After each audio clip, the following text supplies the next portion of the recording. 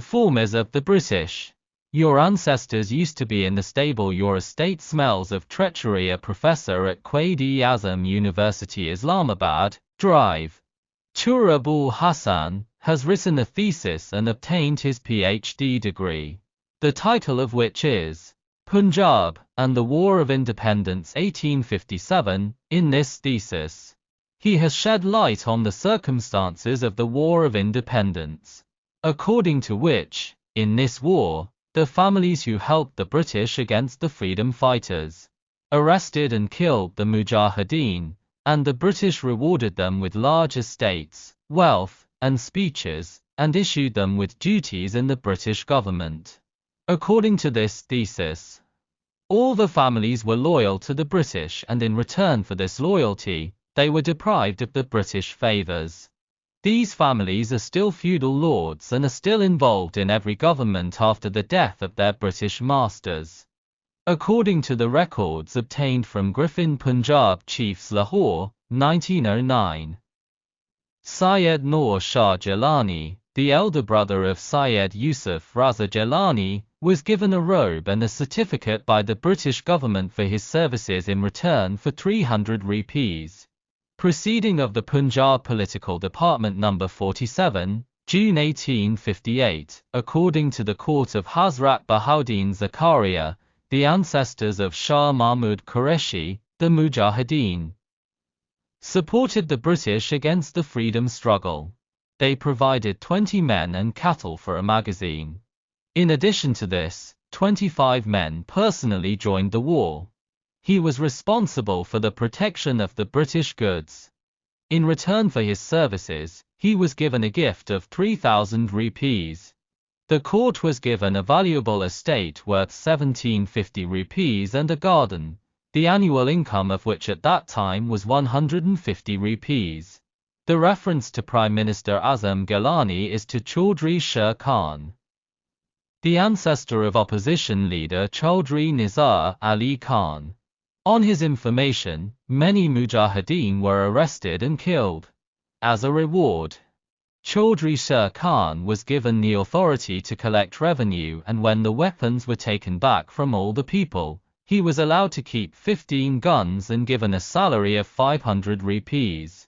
According to Hamid Nazir Chatter, Khudabakhsh Chatter, one of the elders of Chatter, supported the British in the War of Independence. He was in the army of General Nicholson at that time. Khairuddin Khan of Kasur, who belonged to the Khurshid Kasuri clan, raised a force of 100 men for the British and himself joined the battle with the Bhatiyas. The British gave him a jagir of 2,500 rupees per year and a pension of 1,000 rupees per year. As Ahmad Khan Khal's popularity grew, the British realized that their local soldiers would soon be replaced by either Badir Ahmad or Khal. Therefore, on the 10th of June 1857, Platoon No.